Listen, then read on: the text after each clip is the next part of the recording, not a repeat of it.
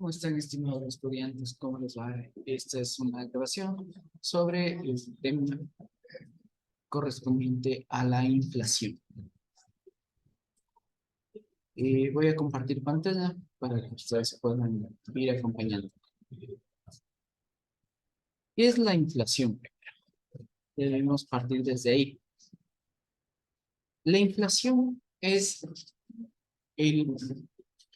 es el valor en que sufre un incremento de los productos de la canasta básica familiar.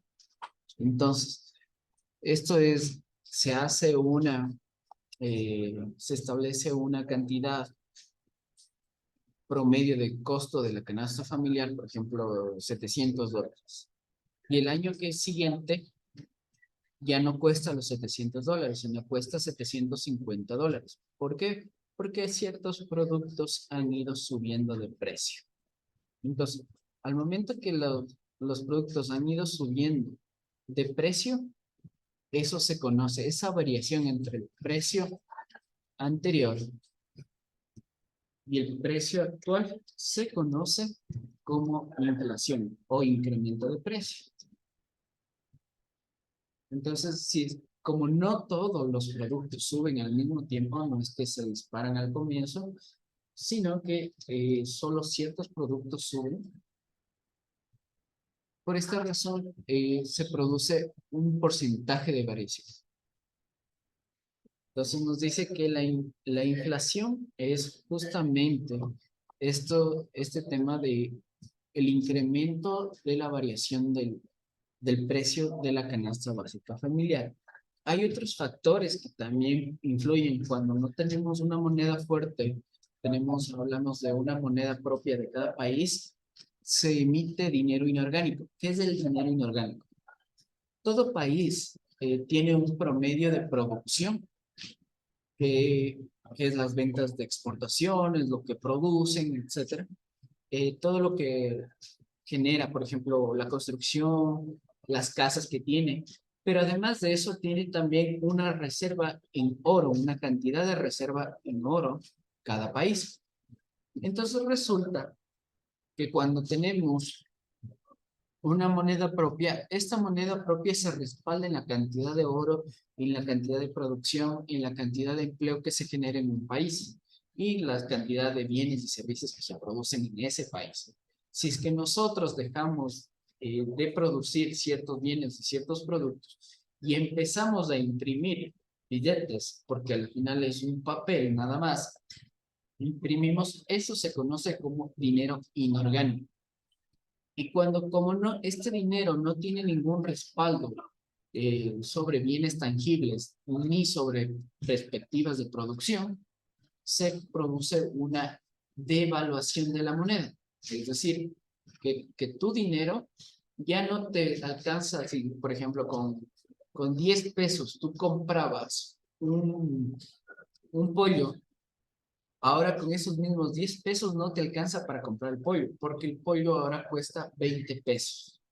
Entonces, ¿por qué? Porque se devaluó la moneda y por ende esa variación también genera inflación, porque obviamente el pollo ya no cuesta 10 pesos, sino 20. Entonces, el incremento de precios del bien es lo que genera la inflación. Ahora, ¿qué es la inversión? La inversión, en cambio, es aquel dinero que nosotros como país ingresamos con una expectativa de generar rentabilidad. Si es que nosotros no invertimos como país, por ejemplo, en minería, en petróleo, en productos alimenticios, en educación, en salud, en vivienda, nosotros no tenemos retorno productivo. Por ende, el retorno productivo hace que un país vaya cayendo en el subdesarrollo. Normalmente dicen, pero es que hay que generar bonos sociales.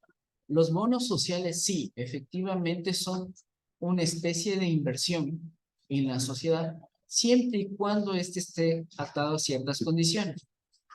Por ejemplo, emitir un bono para madres solteras que tienen más de 2 hijos.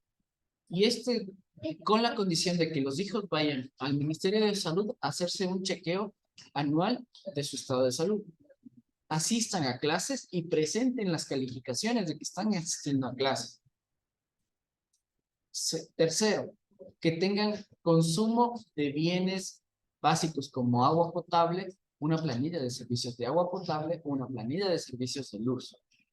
Y sean partícipes de un programa de nutrición, que sería el quinto elemento.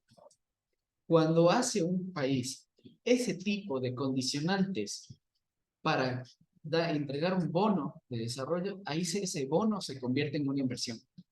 Pero si es que entregas bonos sin un respaldo o sin condiciones, eso se vuelve un gasto.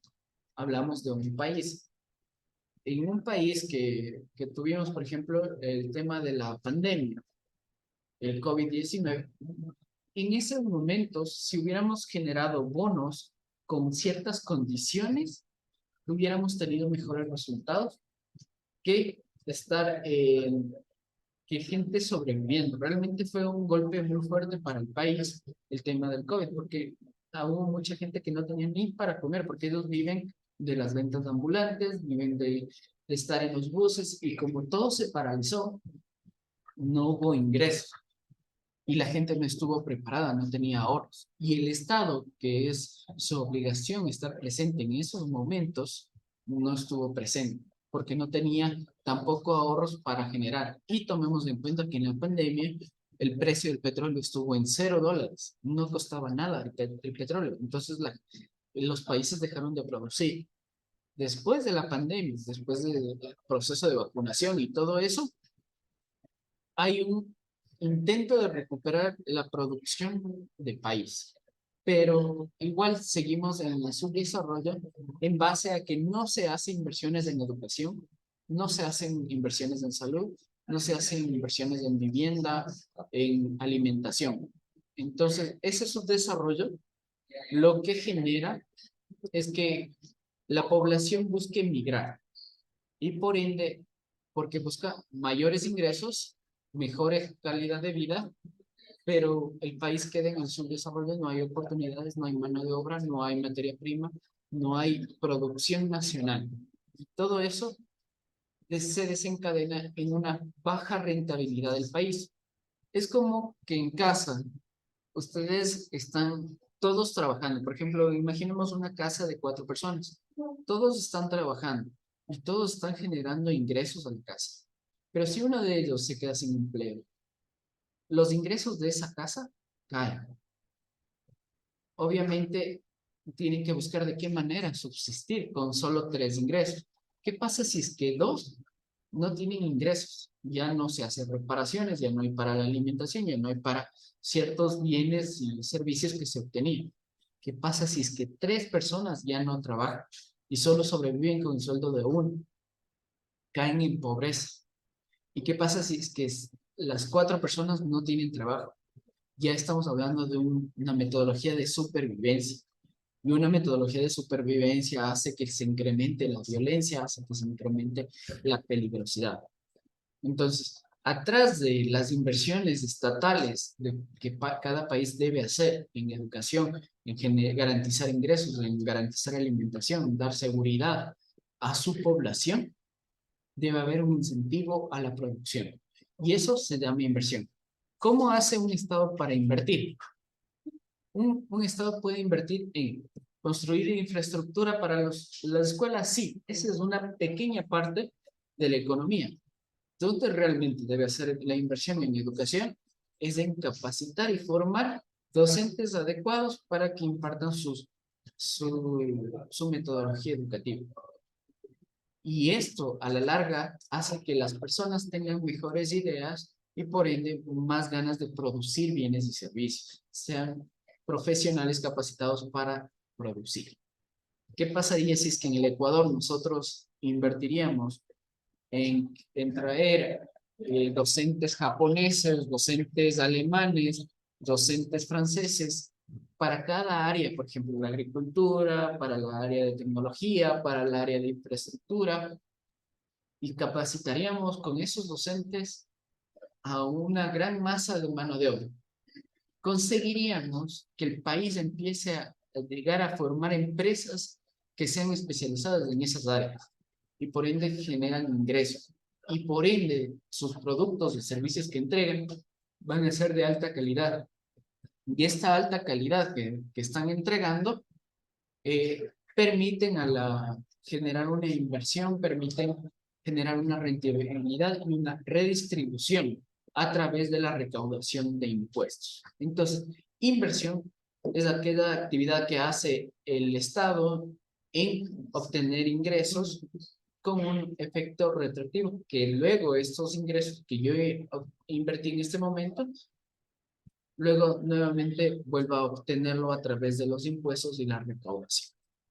Después tenemos lo que es la sostenibilidad empresarial, que es la sostenibilidad empresarial, el tiempo de duración que tienen las empresas. Si es que yo tengo una empresa y empiezo a generar bienes y servicios, si esta empresa supera los 3 años, es sostenible. Pero muchas veces nosotros creamos emprendimientos o negocios que no duran los 3 años y fracasan. ¿Qué pasa con el Estado? Para el Estado significa mucha pérdida, pérdida de empleo, pérdida de recaudación y pérdida de infraestructura.